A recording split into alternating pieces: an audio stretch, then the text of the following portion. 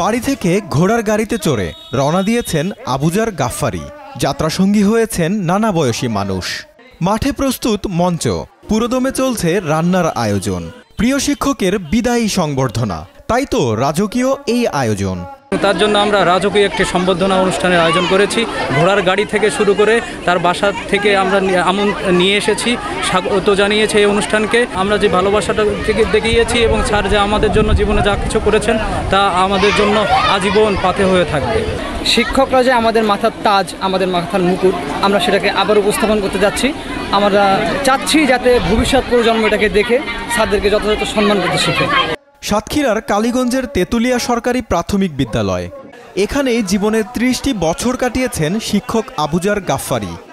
৩১ মে ছিল তার শেষ কর্মদিবস। গত শনিবার শিক্ষকের অবসরজনিত বিদায়ের দিনটিকে স্মরণীয় করে রাখতে আয়োজন ছিল জাঁকজমকপূর্ণ অনুষ্ঠানের।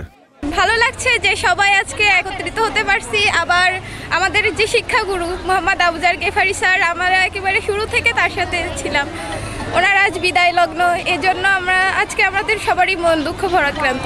স্যার অনেক ভালো ছিল, মানে স্যারের ব্যবহার, আজকে স্যারের জন্যই আমরা এখানে। দীর্ঘ শিক্ষকতা জীবনে আবুজার গাফফারির আন্তরিক প্রচেষ্টায় বিদ্যালয়টি লেখাপড়া, খেলাধুলা ও সাংস্কৃতিক অঙ্গন সহ সব ক্ষেত্রে সুনাম অর্জন করেছে।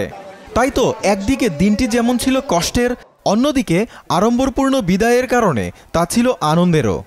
আজকের যে বিদায় অনুভূতি ভাষায় প্রকাশ করা খুব কঠিন ব্যাপার, কারণ একটা বেদনা, অন্যদিকে আমাদের ছাত্রছাত্রীদের যে মিলন বেলা, এতে দেখা যাচ্ছে যে বিদায়টা মেলান হয়ে আনন্দটাই বেশি পরিণত হয়েছে।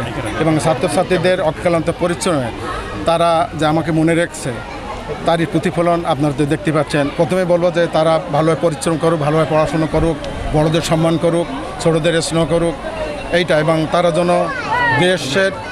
দেশ এবং তার এলাকার মান সম্মান উজ্জ্বল করুক। সকলের প্রিয় শিক্ষককে ভুলে যাননি ক্রিকেটার মোস্তাফিজ। উপহার দিয়েছেন স্বর্ণাক্ষরে লেখা ক্রেস্ট। শিক্ষকের হাতে সেটি তুলে দেন মোস্তাফিজের বাবা আবুল কাশেম গাজী। জাকারিয়া হোসাইন, যমুনা নিউজ।